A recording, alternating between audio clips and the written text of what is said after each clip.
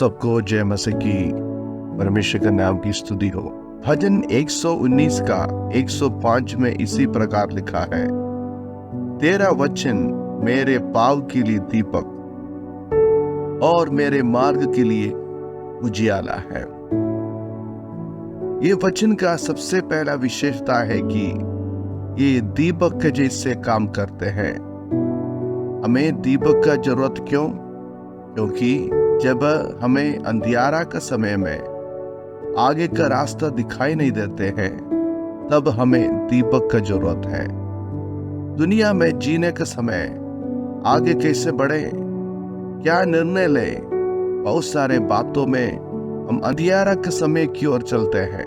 उस समय हम ज्यादातर लोगों का सलाह लेते हैं, लेकिन कभी कभी लोगों का सलाह लेने के बाद भी हम सही मार्ग में नहीं चल पाते हैं। और इसलिए हमें सही मार्ग पर चलने के लिए एकमात्र उपाय है प्रभु का वचन को हर दिन पढ़े, मनन करें और उसके अनुसार चले, ताकि हम सही मार्ग पर चल सके। परमेश्वर का वचन निर्मल आत्मिक दूत है। पहला पतरस 2 अध्याय का पहला आयत में इसी प्रकार लिखा है, इसलिए सब प्रकार का बैर भाव और छल और कपट और ढाल बदनामी को दूर करके नए जन्मे हुए बच्चों के नाई निर्मल आत्मिक दूत की लालसा करो, ताकि उसके द्वारा उद्धार पाने के लिए बढ़ते जाओ। ये हमारा जीवन में निर्मल आत्मिक दूत है। जैसे एक बच्चा दूध पी के बढ़ते हैं, उसी प्रकार हमारा आत्मिक जीवन में उन्नति पाना है तो हर दिन ये वचन को पढ़े। परमेश्वर का वचन 2-धारी तलवार के समान है।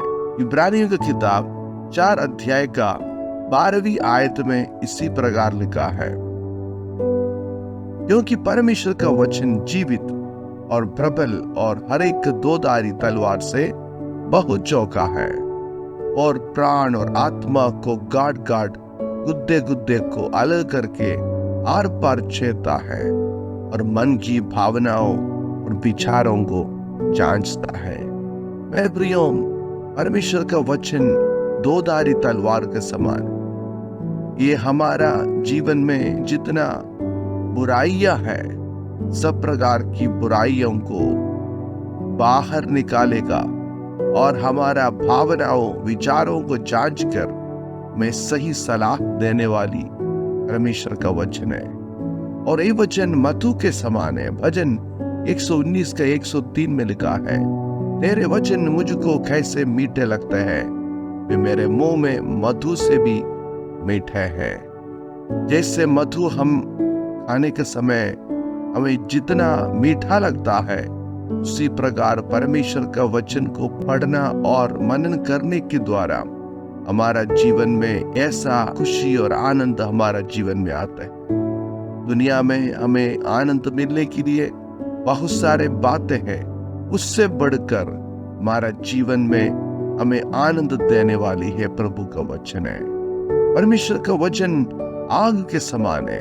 यिर्मयाह की किताब 23 अध्याय का 29 आयत में लिखा है, जो हमारा हर प्रकार की बुराइयों को दूर करते हैं। वहां पे इसी प्रकार लिखा, यहोवा की ये वाणी है, क्या मेरा वचन आग सा नहीं है? आग क्या के लिए इस्तेमाल करते हैं?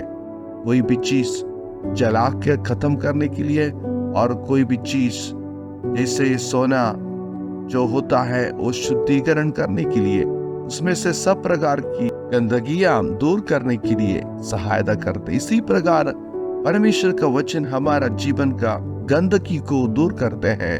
वो आग के जैसे हमारा जीवन में कार्य करता है। और परमेश्वर का वचन हथौड़ा के समान है। यिर्मयाह 23 का 29 में लिखा है, फिर क्या वो ऐसा हथौड़ा नहीं जो पत्थर को फोड़ डाले? यस, जितना भी कठोर दिल हो उसको फोड़ने के लिए प्रभाव वचन के पास है। हमारा जीवन में जो चीजों को फोड़ देना, हटाना, प्रभु का वचन हमारा जीवन में कार्य करेगा। और परमेश्वर का वचन दर्पण के समान है।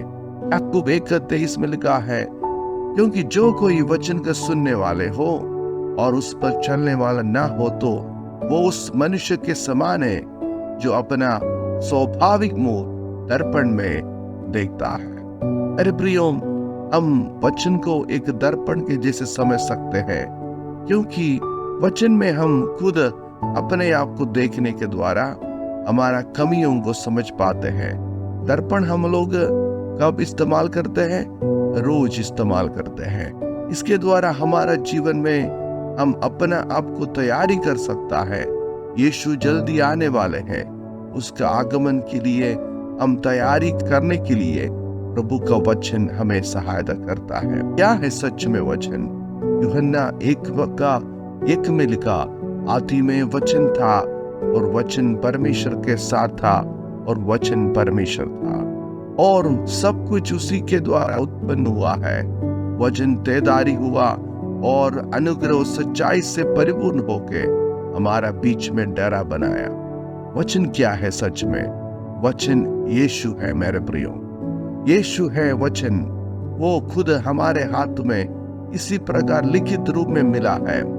इसलिए यूहन्ना का किताब 6:35 में यीशु कहते हैं, यीशु ने उससे कहा, जीवन की रोटी मैं हूं, जो मेरे पास आएगा वो कभी भूखा ना होगा, जो मुझ पर विश्वास करेगा वो कभी प्यासा ना हो।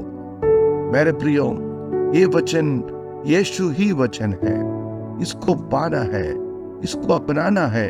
हमारा जीवन में प्रभु का वचन पढ़ना एक आदत बना दे, ताकि ये वचन हमें दीपक के समान हमें आगे का रास्ता दिखाए, अपनी दूध के समान में बढ़ोतरी में मदद करे, एक दोधारी तलवार के समान हमारा कमियों को दूर करे, मधु के समान हमें आनंद दे सके और आग के समान हमारा बुराइयों को दूर कर सके, हथौड़ा के समान हमारा जीवन को जो चीज को फोड़ देना, हटाना है, उसको हटा सके, दर्पण के समान हमारा जीवन में जो चीजों को कमी है हमें समझाने के लिए, सुधारने के लिए मदद कर सके। और ये वचन यीशु है। ये वचन को महत्व दे, इसके साथ समय बिताए। हर दिन सुबह आपका जीवन का हर एक कार्यक्रम शुरू होने से पहले प्रभु का वचन के साथ समय बिताए, इसका आनंद ले। ये परमेश्वर का वचन कभी ना टलता है। आकाश पृथ्वी टल जाएगी, परमेश्वर का वचन कभी ना टलेगी। इसलिए इस वचन के सामने अपने आप को समर्पण करें। परमेश्वर हम सबको आशीष करे। धन्यवाद। जय मसीह।